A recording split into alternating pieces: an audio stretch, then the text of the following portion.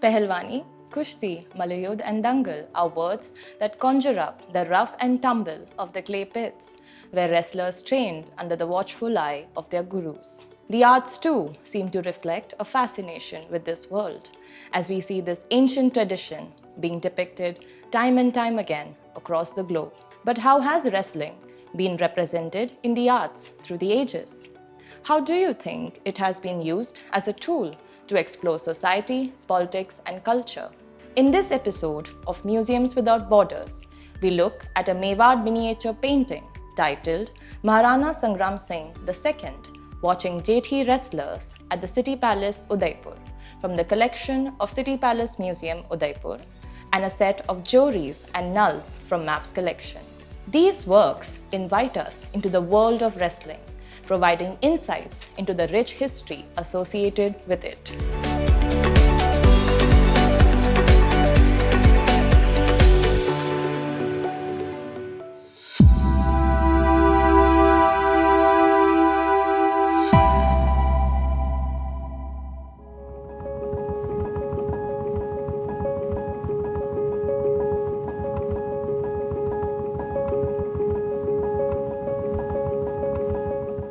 Dating to the early 1700s, this painting is one of the oldest in the City Palace Museum's collection. The painting was commissioned by the Maharana, who, like his predecessors, was a patron of wrestling. The wrestling scene unfolds in the public courtyard of Manik Chowk. The creamish-white facade of the palace is positioned upright against the blues of Lake Pichola, towering over an assembled audience. In the central frame, we see Maharana Sangram Singh II watching the match while seated with his nobles on a raised pavilion under a canopy. A pair of Jethi wrestlers in 9 successive stages of combat appear just below, bearing tiger claws or the bagnak in hand. The two are distinguishable by their different colored lungboats or lower garments. The fight is being refereed by an older wrestler named Pratap, who can be identified by his golden turban. Large crowds gather around the enclosure to enjoy the entertainment. The back of the painting details the names of important members of the king's court, as also a description of the scene. This makes me curious about the jewelries and nulls from Maps collection. Were they used as weapons in wrestling matches? These jewelries and nulls from Maps collection originated in India centuries ago and are used by wrestlers for resistance training to further develop their strength and mobility. They are swung around in particular patterns and come in various weights, shapes, and sizes. The jewelries are weighted clubs that are typically cylindrical with a knob at the top, which enables wrestlers to control it, while the nulls are circular stone rings with sculpted handles in the middle. When it comes to wrestling in India, it is far more than a competitive sport.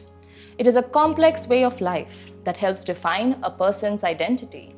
Traditionally, the gymnasium where the wrestler trains is known as the Akhada, the spatial and conceptual center of their life. Wrestling in the Akhada is predominantly a male-centered practice, where they spend hours each day bathing, receiving oil massages, training, and grappling in the soft earth in the midst of their gurus. Since there has been such a long history of the sport in the subcontinent, I wonder if there is a relationship between royal patronage and wrestling. In fact, yes. In the courts, wrestling served as a means of entertainment, while simultaneously being a symbol of the political strength possessed by the king. These matches were conducted indoors, in public courtyards of the palace, or on the outskirts in akhadas or chaugans or large grounds. Here it's interesting to see that tussles between animals of the same species, such as elephants, horses, and roosters, were also organized, sometimes alongside the Jethi wrestling matches. In the case of this miniature, the careful placement of the Jethis, skillfully illustrated with great finesse by perhaps the lead artist of the court, points to the patronage awarded to the sport. In addition to this, the Bahiras of the daily diaries maintained at court record that these events were often organized on the occasion of a birth anniversary of a king, queen, or an important official. All players received a monthly salary and occasional monetary rewards, land grants, or gifts like headgear and weapons. Speaking of royal patronage, is there any relationship shared between physical prowess and political power in the context of wrestling?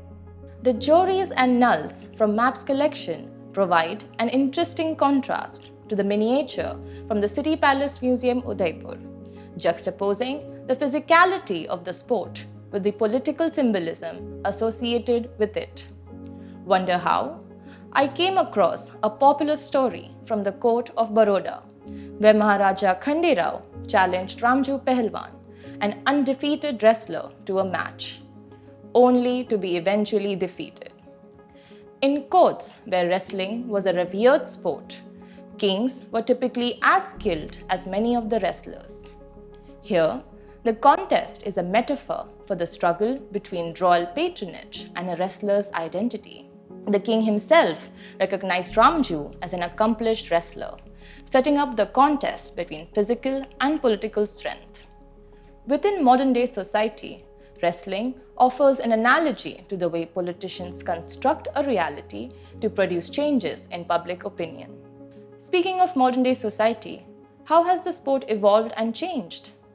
From its ancient origins as a combat sport to its modern-day form as a highly organized profession, wrestling has undergone a remarkable evolution over the years. Bringing these two works together allows us to uncover the histories of wrestling through the constant social, political, and cultural shifts that were taking place. They reveal the story of a sport that gradually embedded itself within the social fabric of the time and was used not just for entertainment but also as a symbol of power and political leverage. A story that has been of constant fascination to artists and image makers.